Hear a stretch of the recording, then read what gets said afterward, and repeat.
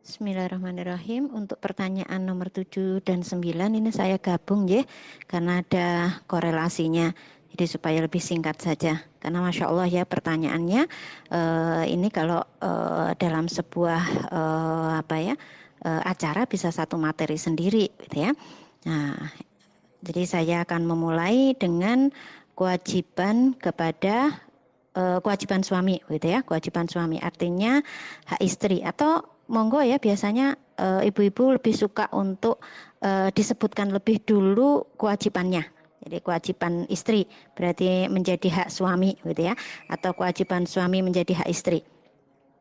Ibu-ibu yang dirahmati Allah, di surat An-Nisa ayat 34 itu sebenarnya sudah menjadi sebuah landasan untuk kita membicarakan tentang hak dan kewajiban dari suami maupun istri.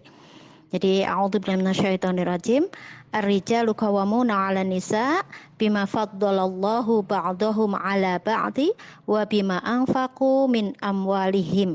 Nah, sampai di sini ini menjadi sebuah kewajiban buat laki-laki, gitu ya.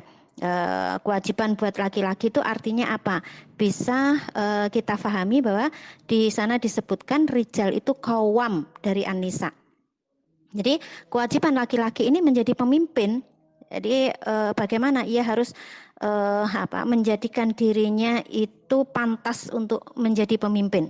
Ya, kenapa ia ditunjuk oleh Allah langsung gitu ya? Karena disebutkan di ayat berikutnya, faddalallahu ba'dahum ala ba'd.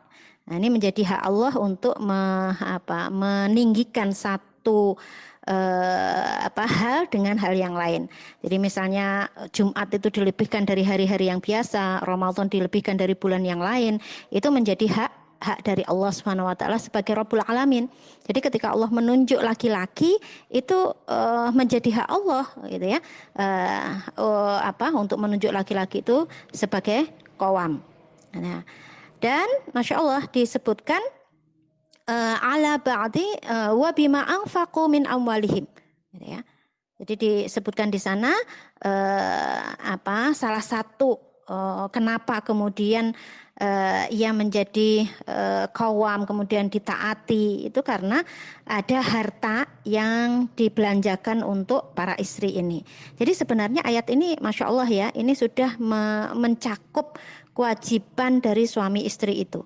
Ya, sementara kemudian disebutkan fassalihatu qanitatun hafizatun lil ghaibi bima hafizallah. Ya, jadi ini ciri seorang istri yang salihah itu seperti apa gitu ya. Maka menjadi kewajibannya untuk senantiasa berbuat baik ya. Qanitat ya, qanitat ini senantiasa menjaga ketaatan. Hafidhatul lil ghaibi bima hafidhallah, dan juga menjaga kehormatannya ya di saat Allah ini sudah memberikan kepadanya penjagaan yang terbaik. Selanjutnya ada tambahan gitu ya untuk memahami tentang kewajiban suami. Jadi di surat An-Nisa ayat 19 itu disampaikan wa'asirunna bil ma'ruf. Fa in karihtumuhunna fa'asa an takrahu syai'aw wa yaj'alallahu fihi khairan katsira. Jadi di sana disampaikan bagaimana bermuamalah ya dalam rumah tangga itu disebutkan buat laki-laki ini wa'ashiruhunna, dan pergaulilah istri ini ya, hunna itu tadi maksudnya adalah istri bil ma'ruf, dengan baik ya, secara ma'ruf gitu ya.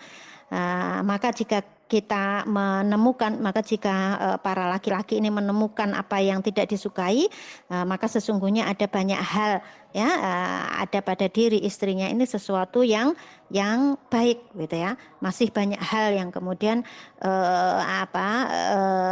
baik yang menjadikan kebencian itu harusnya tidak ada gitu ya. Jadi ibu-ibu yang dirahmati Allah, ini ada tambahan untuk kewajiban suami ini mempergauli dengan ma'ruf. Jadi prinsipnya di sana. Ya, prinsipnya di sana. Jadi tadi sudah saya sampaikan di surat An-Nisa 34 itu karena suami ini harus memberi penafkahan gitu ya. Di situ disampaikan wabima angfaku ya, ada infaknya. Jadi ada nafkah gitu ya yang harus dia berikan kepada istrinya ya. Nah, nafkah ini Masya Allah Ibu ya. Nafkah ini adalah pemenuhan kebutuhan gitu. Maknanya seperti itu. Ya, sementara kita memahami bahwa manusia itu terdiri dari 3 unsur. Ya, dia ada jasad, ada ruhiyah, ada akal yang masing-masing membutuhkan nafkahnya, membutuhkan pemenuhan kebutuhannya. Ya, tapi biasanya nafkah ini terkait dengan materi, terkait dengan kebutuhan jasad, gitu ya. Dan Masya Allah gitu ya, terkait dengan kebutuhan jasad, nafkah yang harus dipenuhi yang pertama kali adalah mahar. Ya, mahar itu menjadi kewajiban. Ya, wajib ada, dia menjadi rukun nikah. Nah, ya, mahar, kemudian makan, pakaian, tempat yang layak gitu ya, sesuai dengan kemampuannya.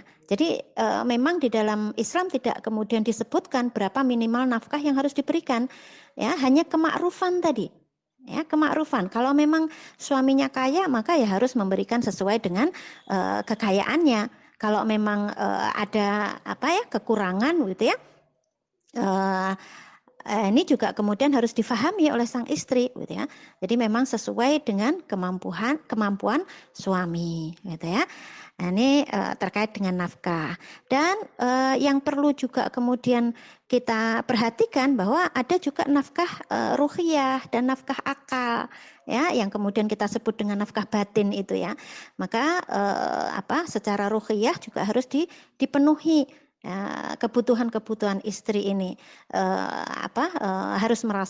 Harus bisa membuat istri merasa nyaman, merasa terlindungi, gitu ya, karena ini bagian dari tugas kekawamannya. Kemudian secara akal juga Masya Allah nafkahnya berupa ilmu. Kalau ia tidak sanggup untuk memberikan ilmu, maka wajib baginya untuk mengantarkan kepada majelis-majelis yang bisa menambah pemahamannya. Nah, ini terkait dengan nafkah. Maka ibu-ibu yang dirahmati Allah, terkait dengan kewajiban istri, ini sebagaimana saya sampaikan tadi di surat An-Nisa ayat 34, nah, itu disampaikan as-salihatu qanitatun hafidhatu lil ghaibi bima hafidhallah. Jadi di sana disampaikan kewajiban sebagai seorang istri ini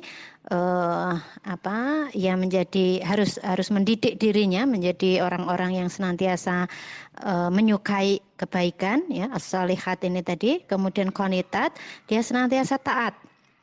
Ya, ketaatannya kepada suami ini Masya Allah gitu ya, bagian dari ketaatan kepada Allah Subhanahu Wa Taala. Jadi disitulah kita harus memahami bahwa ketaatan kita ini bukan semata-mata karena ketaatan pada sosok makhluk, tapi ketaatan kita ini adalah semata-mata karena perintah dari Allah Subhanahu Wa Taala. Maka itu yang akan menguatkan khidmat kita di rumah tangga. Kita akan bisa makin ikhlas karena kita tahu bahwa ketaatan kita ini bersumber pada ibadah kepada Allah Subhanahu Wa Taala. Ini ya, taat. Kemudian hafidhah, dia senantiasa menjaga kehormatannya, menjaga dirinya, izzah, ifah ya sebagai istri. Kemudian juga Masya Allah termasuk menjaga apa yang diamanahkan oleh suami. Ya, di sini juga bisa kemudian kita kaitkan dengan nafkah tadi. Ketika suami ini memberikan nafkah, gitu ya, ini harus kita pahami mana yang untuk diri kita, gitu ya, mana yang boleh untuk kemudian kita gunakan untuk diri kita, atau ini memang dititipkan secara dititipkan semualah, manajerialnya terserah pada istri, bagaimana mengaturnya. Dan di sini harus ada kefahaman bagi seorang istri bahwa kewajiban penafkahan seorang laki-laki itu tidak hanya pada istrinya, gitu ya. Jadi kalau di kitab kitab Fiqh Sunnahnya Sayyid Sabiq, di sana disebutkan ada juga disebutkan di Minhajul Muslim ya tentang nafkah ini, bahwa kewajiban penafkahan laki-laki itu yang pertama kepada orang tuanya. ya kepada orang tuanya. Nanti ini bisa dibagi lagi. Kalau orang tuanya ini orang tuanya lebih mampu dari dirinya dan ada orang tuanya yang membutuhkan bantuan lebih, gitu ya. Ini ada pembagiannya sendiri. Nafkah untuk orang tua, kemudian nafkah untuk istrinya. Nah, jadi istri ini kan punya kebutuhan-kebutuhan dasar ya, kebutuhan-kebutuhan dasar atas kebutuhan pribadinya, gitu ya. Entah itu perawatan untuk tubuhnya ya atau pembalut-balut ketika ia haid dan sebagainya. Ini kan sesuatu yang memang secara dasar gitu ya harus dipenuhi kebutuhan-kebutuhan ini, kebutuhan pakaiannya gitu ya. Nah, juga kemudian untuk anak-anaknya, gitu ya. Juga untuk anak-anaknya. Ini penafkahan yang menjadi kewajiban dari seorang laki-laki. Kemudian kepada siapa lagi? Kepada saudara perempuannya, ya, yang menjadi mahramnya, yang pada saat itu mungkin ada kondisi, gitu ya. Suami ini mempunyai saudara perempuan yang tidak memiliki suami, gitu ya. Sementara ibu bapak sudah tidak ada. Ini ada kewajiban gitu ya saudara laki-laki ini untuk kemudian memberi penafkahan kepada saudara perempuan ya, ini sesuai juga dengan kepatutan tadi, ukurannya sesuai dengan kepatutan. Nah, kemudian juga kepada siapa lagi harus dipenuhi penafkahannya. Ya, yang berikutnya adalah kalau di Minhajul Muslim itu disebutkan kepada hewan-hewan tunggangannya. Nah, ini artinya kepada kewajiban-kewajiban terkait dengan hobinya, gitu ya, terkait juga dengan kendaraan-kendaraan yang dimiliki, gitu ya. Kalau dulu di zaman Rasulullah SAW ya terkait dengan unta-unta yang dimiliki itu harus juga dinafkahi, gitu ya. Maka kalau suami memiliki hobi memelihara hewan, ya ini menjadi kewajiban penafkahan terhadap hewan-hewan peliharaannya. Maka yang harus kemudian difahami adalah pemahaman ini harus membuat seorang istri, gitu ya, itu tidak kemudian merasa bahwa apa yang dititipkan, uang yang dititipkan atau materi yang dititipkan kepadanya ini semata-mata kemudian seluruhnya miliknya. Ya, karena khawatirnya kita malah berbuat dosa tanpa kita sadari karena apa? Kita memakan hak orang lain, memakan harta orang lain, gitu ya. Dan itu berdosa. Gitu. Maka disinilah butuhnya kita ilmu. Gitu. Maka sebagai seorang manajer kita memahami yang harus kemudian dilakukan itu apa, gitu ya, pembagiannya seperti apa. Itu ketika suami ini menitipkan hartanya untuk kemudian kita kelola. Nah ini harus hafidhah tadi, harus menjaga, ya, harus mampu untuk menjaga apa yang diamanahkan kepadanya. Ini yang harus menjadi catatan tentang penafkahan tadi. Maka terkait dengan pertanyaan yang nomor 9 ya tentang bagaimana kalau usaha itu jadi satu, gitu ya. Nah ini tergantung komunikasinya. Kalau memang disepakati demikian, gitu ya, dan ini sudah dirasa mencukupi, memang dua-duanya ridho, ya tidak masalah. Ya, karena terkait dengan operasionalnya ini monggo, gitu ya, dipersilahkan bagaimana mengkomunikasikannya dengan baik antara suami dan istri. Ngaten ya. Nah, jadi ibu-ibu yang dirahmati Allah, disitulah semoga bisa difahami tentang hak dan kewajiban suami istri, ya, termasuk di dalamnya penafkahan. Wallahu a'lam bishawab.